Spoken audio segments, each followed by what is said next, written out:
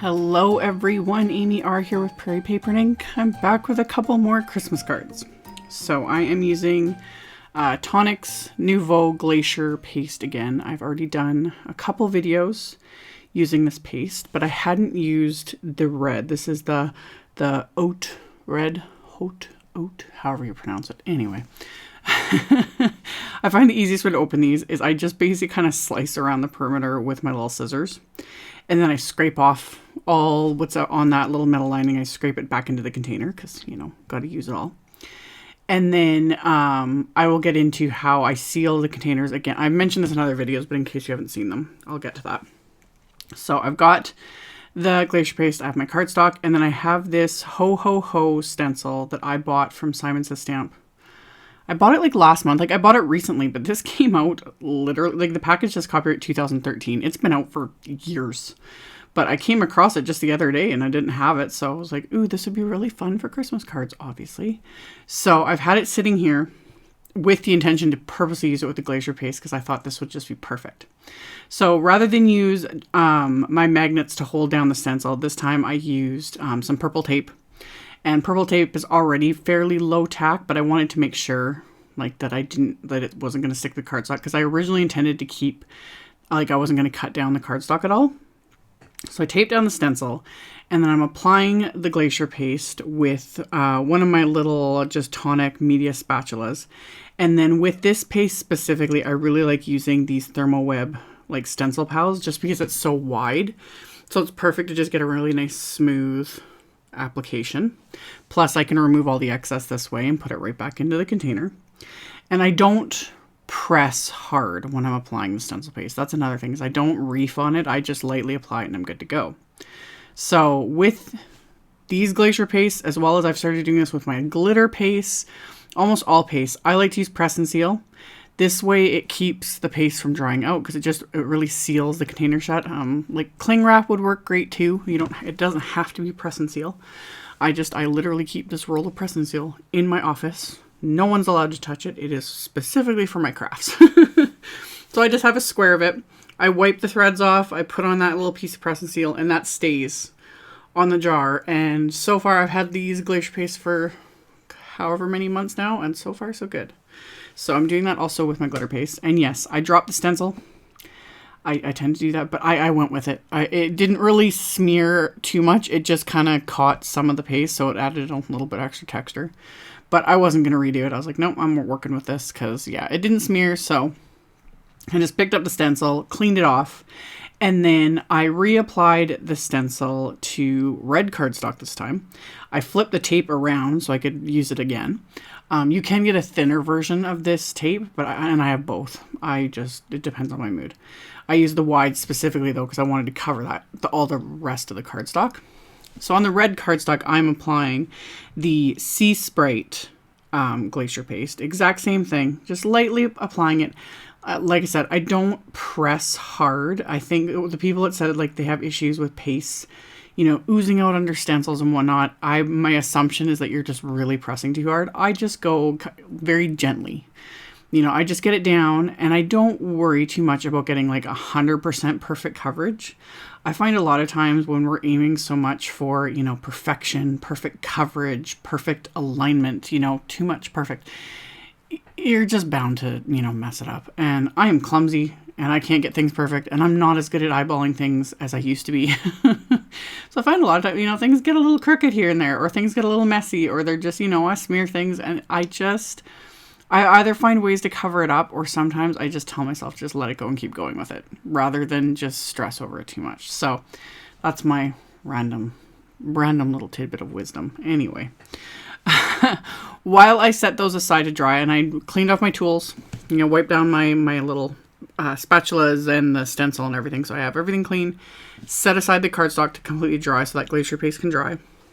So while it's drying, I die cut all the little pieces of cardstock I needed for these Santas. This is the picture book Santa from Simon as well. This also came out a couple of years ago. Yeah, I have, I think, all the picture book. Most of them they've sent to me, and the ones that weren't sent to me, I purchased, which I'm pretty sure I purchased this Santa one because for me, it's like a collection now. And I love them. They're so cute. So I die cut all the elements from various cards like red cardstock, black cardstock, white cardstock. For the skin tone, I just used Lawn Fawn's apricot cardstock. I used some pink for his nose.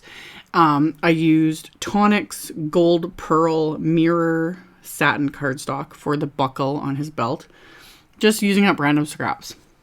I've mentioned this in other videos. I now keep like all my scraps, almost down to like the tiny minuscule ones, because they just come in handy for little die cuts like this. So I'm not having to cut into larger pieces. I just grab scraps, die cut them, and then for little things like these picture book dies, they're perfect. So I've basically assembled this entire thing upside down using washi tape. The back looks like an absolute mess, but it doesn't matter because no one's going to see it.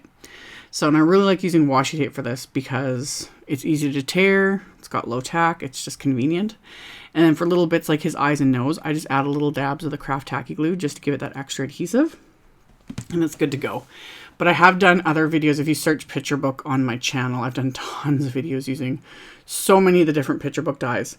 And I've shown them many different ways to kind of assemble them and whatnot. But my favorite, I think by far, is usually just using washi tape. It's just the fastest and easiest way to do it. So after I assembled both of my Santas, I pulled up my white gel pen. This is my Jelly Roll 10 gel pen, and added little, highlights. And it's amazing how big of a difference that makes, like just looking at the two of them side by side. It just adds so much. So I just add little, dots to his eyes and face, and then just little highlights to his outfit. And it just, just gave it that little extra something.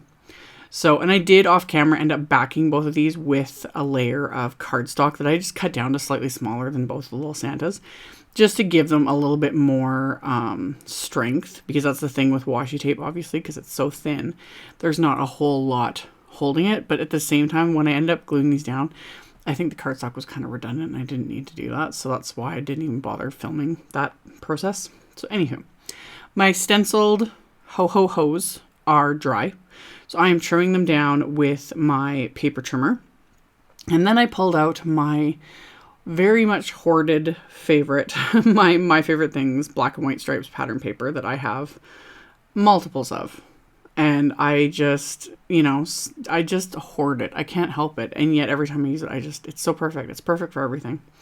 So this is another one where I save every little scrap of this, because it's amazing sometimes how just adding a little bit of a black and white stripe just finishes off a card.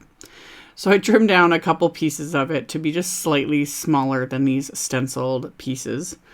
And they're going to be the full length of the card, I guess. So 5.5 inches by however wide they are. I did just eyeball because I'm not too concerned about it. And then I adhered the stenciled portion to the black and white straight pattern paper just with the craft tacky glue. And I'm going to do this with both pieces. So once I have these adhered into place, I am then going to do the insides of my cards. And I pulled out, big surprise, the Holiday Greetings Mix 1 stamp set that I've used in practically every single video. I can't not use this set. I literally have other sets I will reach for, and then I look at them and I look at this set, and this set always wins. So it won again. So I stamped the Merry Christmas sentiment from the set with Simon's Lipstick Red ink. So I stamped that in the inside of both cards. And then I pulled out the snowflakes from the set, of course.